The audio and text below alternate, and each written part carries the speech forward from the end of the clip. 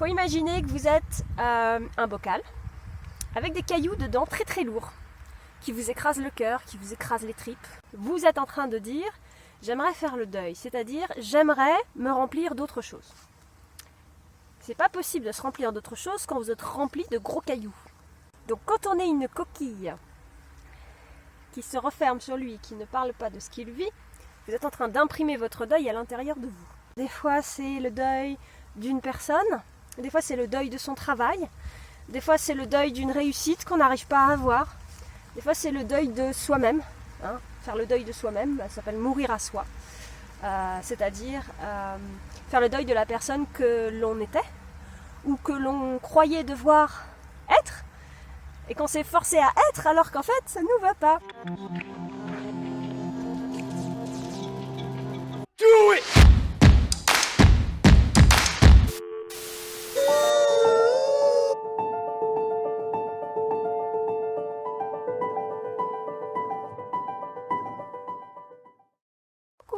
Bonjour à tous, c'est Diane Seri, votre guide de voyage intérieur. Alors je suis avec Chapi. Coucou mon toutou. Il est dégoûtant. Ah oui, t'es plein de boue. Allez, on se balade sous la pluie. Et je suis malade en plus. On va parler du deuil. Tout ce que vous exprimez pas s'imprime.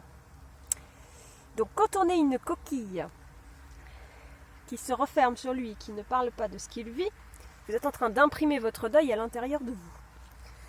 Alors que vous auriez besoin plutôt de l'exprimer, de le faire sortir. Alors vous me direz, ouais mais j'ai pas forcément du monde autour de moi pour pouvoir en parler, j'ai pas de gens de confiance, ou je sais pas trop comment m'y prendre. Pas de problème, ok.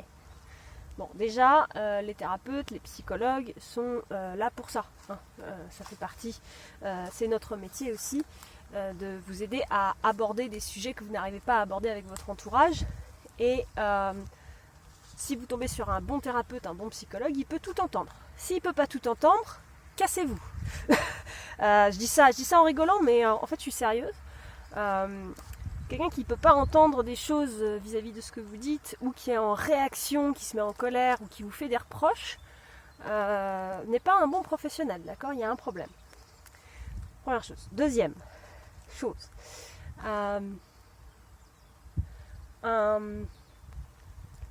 Pour pouvoir bien s'exprimer, quand on a peur de prendre un rendez-vous avec un thérapeute, quand on a peur de parler avec ses proches, eh ben on peut commencer déjà par écrire. On peut commencer par faire des dessins. Alors oui, vous me direz, ouais, mais je sais pas dessiner ça, on s'en fout.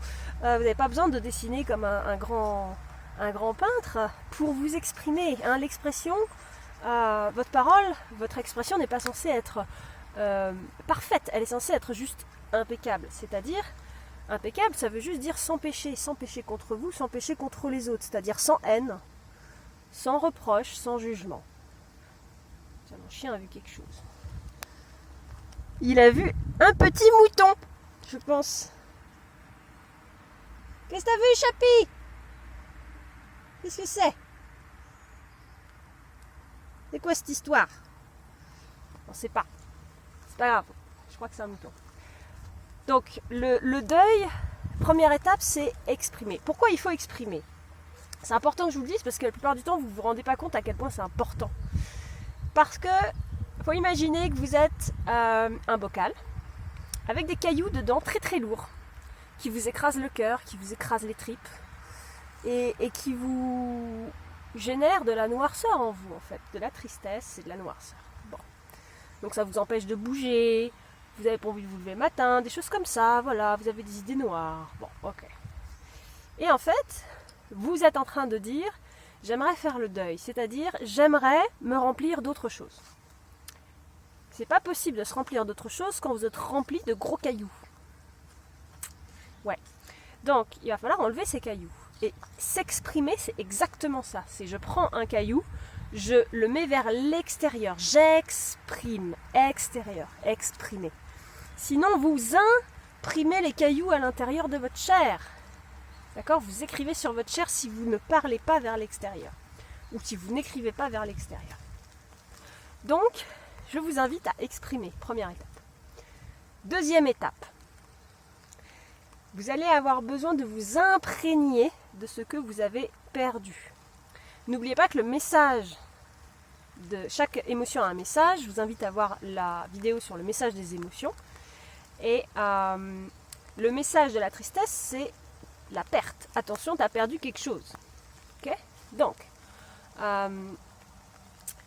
vous allez avoir besoin de vous imprégner de ce que vous avez perdu. Si vous avez perdu une personne, vous allez peut-être avoir besoin de sentir l'odeur de ses vêtements, de garder un objet de cette personne, d'écouter sa voix sur le répondeur. Si c'est de votre ancienne vie, et vous allez peut-être avoir besoin de retrouver des habitudes, des automatismes de votre ancienne vie pour les intégrer, parce qu'il y a quand même des choses auxquelles vous teniez là-dedans. Même si parfois ça pouvait être inconfortable, eh bien il y avait quand même des choses que vous teniez. Et en fait c'est une imprégnation émotionnelle et sentimentale. Et cette imprégnation elle est importante. Pourquoi? Parce qu'elle elle permet aussi à votre cœur de se sentir en sécurité. Okay? D'accepter que ok, j'ai exprimé, donc je suis un récipient vide à partir d'aujourd'hui parce que j'ai exprimé. Maintenant, j'ai besoin aussi d'intégrer des choses que j'aimerais garder pour ne pas oublier. Voilà, et ça permet de ne pas culpabiliser après, d'avoir quelque chose qui permet de se construire aussi à travers ce qui a été bénéfique pour nous, quoi qu'on ait vécu avant et quel que soit ce qu'on a perdu, et de pouvoir aller de l'avant. Et la troisième étape qui est importante, c'est de se réaliser. C'est-à-dire de vraiment tester maintenant avec mes nouvelles bases, avec tout ce que j'ai pu exprimer et imprimer, comment je me reconstruis. Et pour ça, vous allez avoir besoin d'aller chercher sur votre vie, c'est une réécriture de vie, c'est cette fameuse technique que j'utilise souvent, de réécriture de vie, de faire une ligne où vous marquez toute votre vie, avec les événements de votre vie, et de vous demander à partir de quel moment est-ce que ça a, entre guillemets, merdé. À partir de quel moment vous vous êtes perdu. Ça peut être avant le deuil, bien sûr, très souvent d'ailleurs, et vous allez avoir besoin de retrouver cette personne que vous étiez avant pour pouvoir vous reconstruire après. Voilà.